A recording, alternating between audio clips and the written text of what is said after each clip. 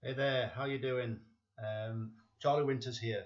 I'm going to give you selections for Thursday, the 20th of January, 2022.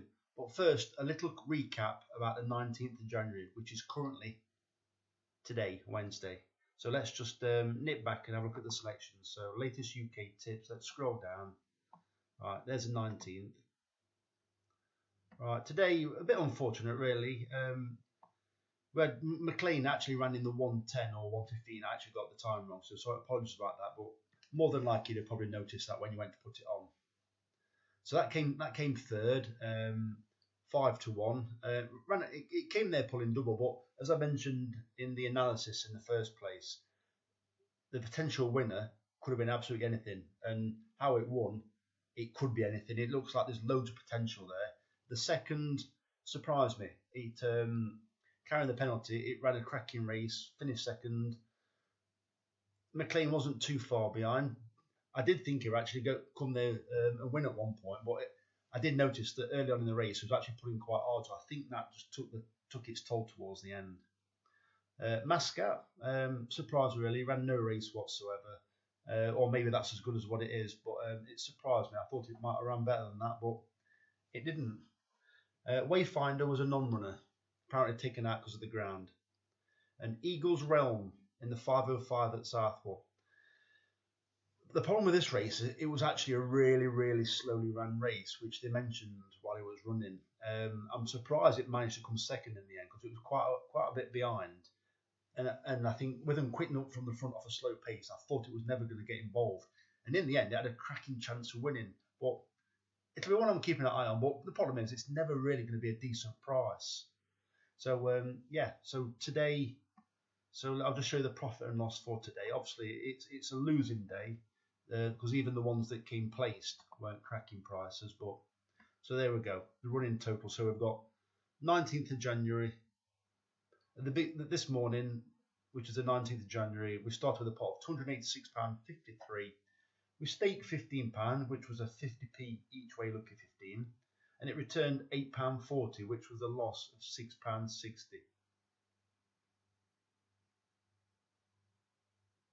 So there we are, £279.93.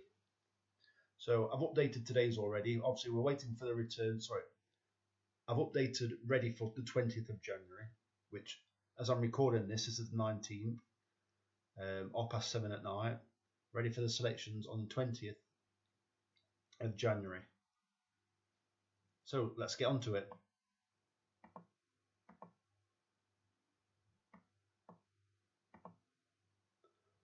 So selections for Thursday, the 20th of January are as follows.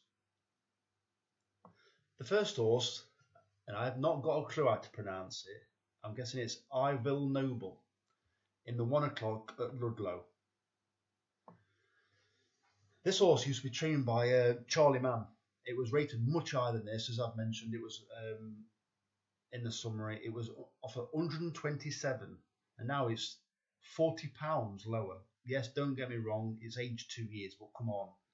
Yeah, it's been running a number of trips, and I think a lot of them have been inadequate trips.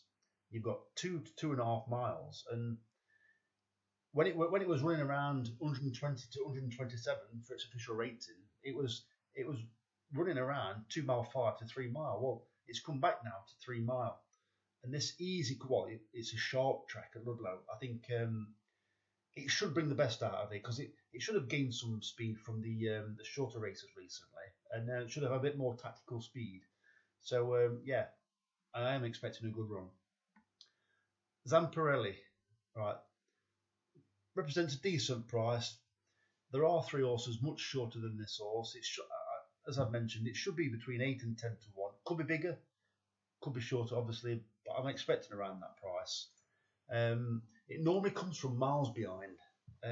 You might think it looks like a non-trier when you're watching it run. It'll be sat probably last, but she'll be there like just gradually coaxing it into the race.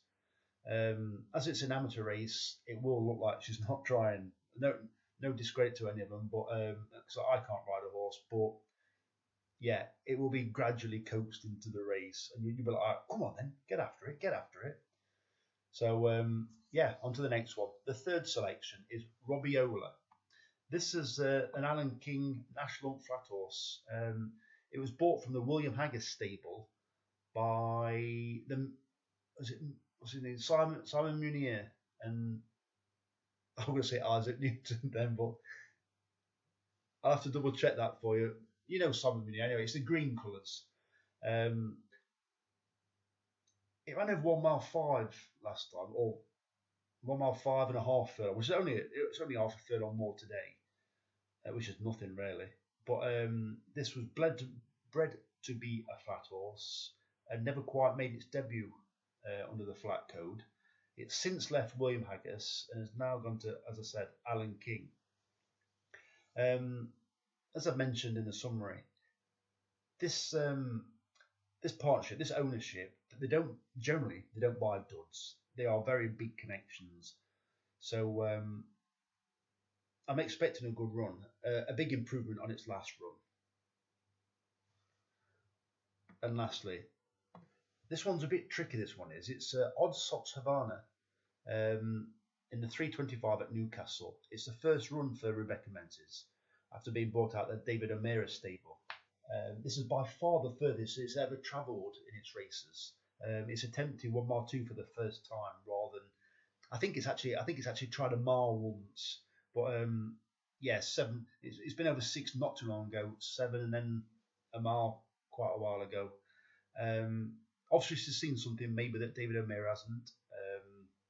Maybe she knows that some of the jockeys that have ridden, because they are northern jockeys that have generally ridden for David O'Meara. PJ McDonald, cracking jockey, big name jockey really for this kind of race.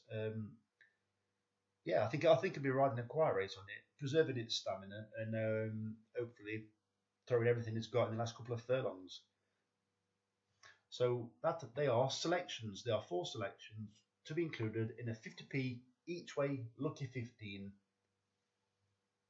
Now I look forward to updating the profit and loss finally with a profit. The very best of luck. Thank you.